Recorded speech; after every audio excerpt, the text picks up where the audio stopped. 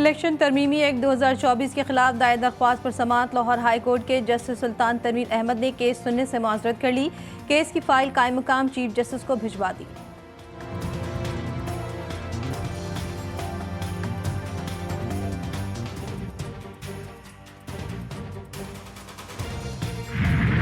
वज़ीर-ए-आज़म शहबाज शरीफ ने वफाकी काबीना का इजलास आज तलब कर लिया। इजलास में मुल्क की मजमूई मुआशी सियासी सूरत हाल पर गौर किया जाएगा।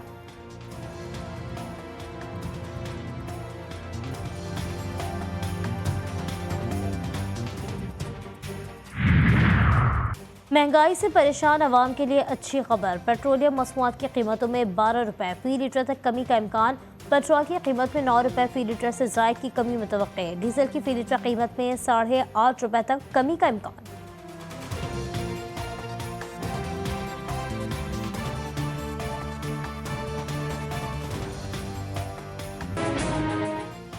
कराची में रात गए बादल बरस पड़े, कहीं बूंदाबांदी तो कहीं हल्की बारिश। मौसम खुशगवार हो गया। कल से 18 अगस्त तक मुल्क भर में मूसलाधार बारिश की पेशगोई। बहरा अरब और खलीज बंगाल से मानसून हवाएं शिद्दत के साथ मुल्क के बलाई और वस्ती इलाकों में दाखिल होंगी, जबकि मगरिबी हवाएं भी मुल्क के बलाई इलाकों में दाखिल होंगी। इस्लामाबाद, रावलपिंडी समेत पंजाब के मुख्तलिफ इलाकों में तेज हवाओं के साथ बारिश मुतवक्के। सिंध में 15 अगस्त से मिट्टी, सांगड़, मटियारी, उमरकोट, लाड़काना, जैकबाबाद और दादू में बादल जमकर बरसेंगे। साहिली इलाकों में मतला अबर आलूद रहने और हल्की बारिश की तवक्को।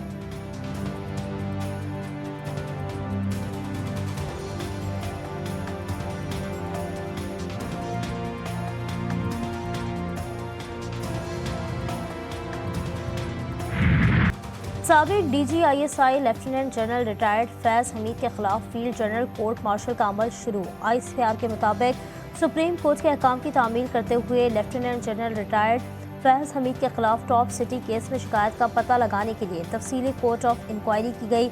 लेफ्टिनेंट जनरल रिटायर्ड फैज़ हमीद के खिलाफ रिटायरमेंट के बाद भी पाकिस्तान आर्मी एक्ट के खिलाफ वर्जी के मुताद्दिद वाक़यात भी सामने आए हैं। फैज़ हमीद को फौजी तहवील में ले लिया गया।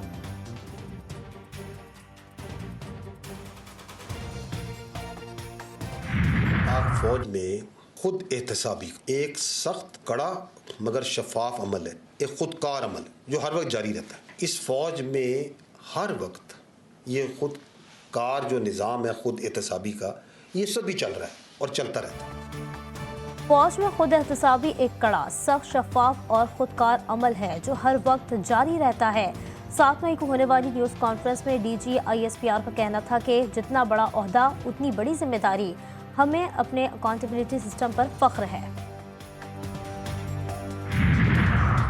टॉप सिटी केस है क्या? 8 नवंबर 2023 को टॉप सिटी के मालिक कंवर मोइस अहमद खान ने सुप्रीम कोर्ट में दरख्वास्त दायर की। दरख्वास्त में इल्ज़ाम लगाया गया था कि ISI के साबिक सरबराह लेफ्टिनेंट जनरल रिटायर्ड फैज़ हमीद ने अपने ओहदे का गलत इस्तेमाल किया।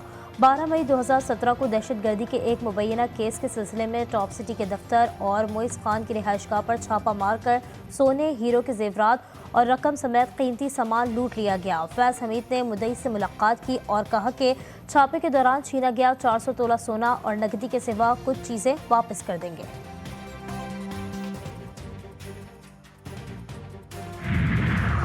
वज़ीर दिफा ख्वाजा आसिफ ने कहा है कि 9 मई में जनरल फैज़ हमीद का किरदार हो सकता है, लेकिन ये अकेले फैज़ हमीद का काम नहीं होगा।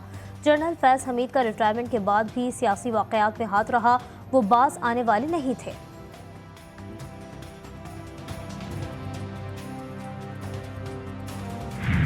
गवर्नमेंट के किसी इरादे और किसी मंसूबे के तहत गिरफ्तारी हुई लगती है। ये पिक एंड चूज से तो इंसाफ नहीं होता, ना ही कोई इबरत हासिल करता है। अहम पेशरफ्त हुई है क्योंकि किसी साबिक DGISI का एक तरह से हिरासत में लिया जाना और उसके खिलाफ कोर्ट मार्शल का ऐलान होना, अब ये बहुत वसी दायरा कार है।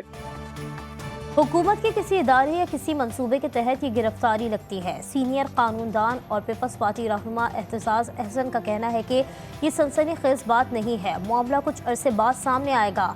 नून लीग रहनुमा इरफान सिद्दीकी कहते हैं कि अब देखना यह है कि रिटायर होने के बाद फैज़ हमीद ने किन किन चीज़ों में दखल अंदाजी की है।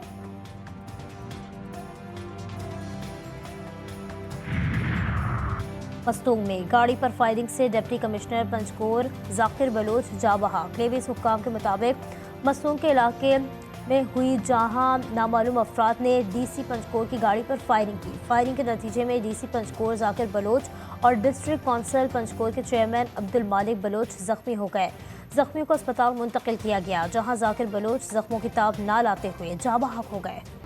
कौमी असम्बली के 3 हलकों में वोटों की दोबारा गिनती से मुताल्लिक लाहौर हाई कोर्ट का फैसला कलअदम करार। सुप्रीम कोर्ट ने मुस्लिम लीग नून के अब्दुल रहमान कांचो, अजहर कयूम और जुल्फ़िकार अहमद को कामयाब करार दे दिया। इलेक्शन कमीशन का फैसला बहाल। NA 154 लोधरा, NA 81 और NA 79 गुजरावाला में एतराज़ात आयद किए गए थे। सुप्रीम कोर्ट ने PP 133 ननकाना साहब से मुस्लिम लीग नून के उम्मीदवार राना मोहम्मद अरशद को भी कामयाब करार दे दिया।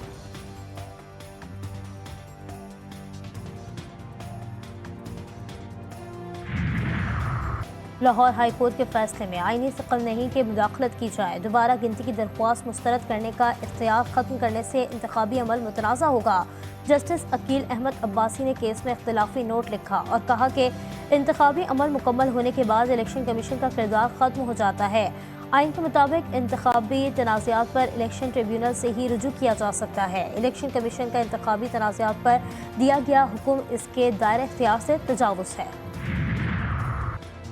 हुकूमत आइन में तब्दीली करना चाहती है ताकि काजी फायज़ ईसा को दोबारा चीफ जस्टिस बना सके।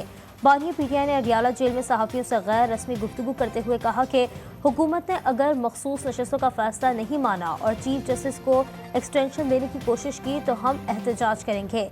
हमारे हालात बांग्लादेश से ज़्यादा बुरे हैं। हसीना वाजिद ने चीफ जस्टिस और पुलिस चीफ्स अपने लगाए हुए थे, अपोजिशन को दीवार से लगाया गया था। ये सारी चीज़ें पाकिस्तान में भी हुई हैं और हो रही हैं।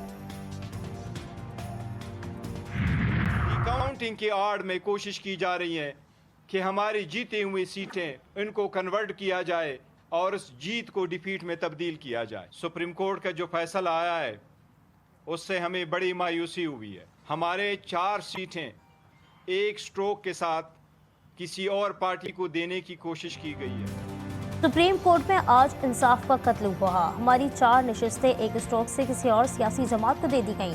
चेयरमैन PTI बैरिस्टर गौहर ने इस्लामाबाद में न्यूज़ कॉन्फ्रेंस करते हुए कहा कि सुप्रीम कोर्ट का नून लीग के MNAs की बहाली का फैसला दुरुस्त नहीं। ऐसे हालात में नशिस्तें वापस लेना इंसाफ के तकाज़ों के बरक्स है।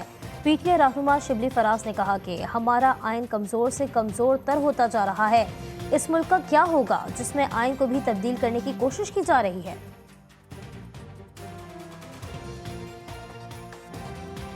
ये 17 सीटों वाले लोग हैं, ये किसी सूरत में नहीं चाहते कि पाकिस्तान तहरीक इंसाफ को जो मैंडेट अवाम ने दिया है वो पाकिस्तान तहरीक इंसाफ को।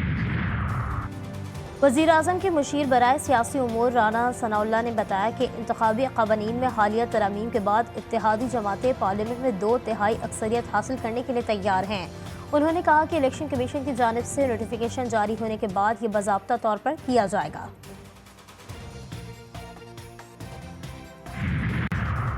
वज़ीर आज़म शहबाज शरीफ ने वफाकी काबीना का इजलास आज तलब कर लिया। इजलास में मुल्क की मजमूई मुआशी सियासी सूरत हाल पर गौर किया जाएगा।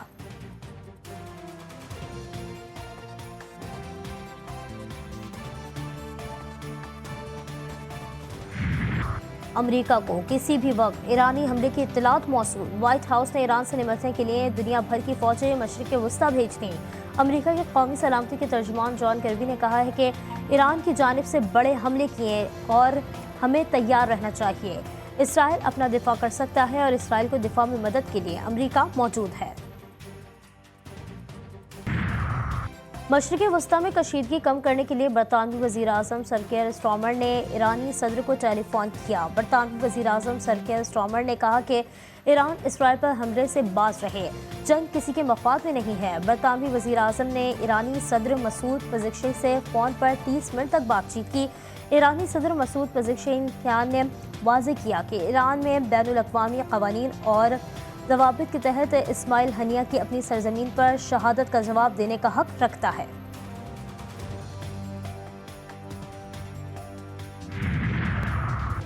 Bangladesh cricket team 2 test matches की सीरीज खेलने के लिए लाहौर पहुंच गई। अल्लामा इकबाल एयरपोर्ट से बांग्लादेश टीम को सख्त सिक्योरिटी में निजी होटल पहुंचाया गया।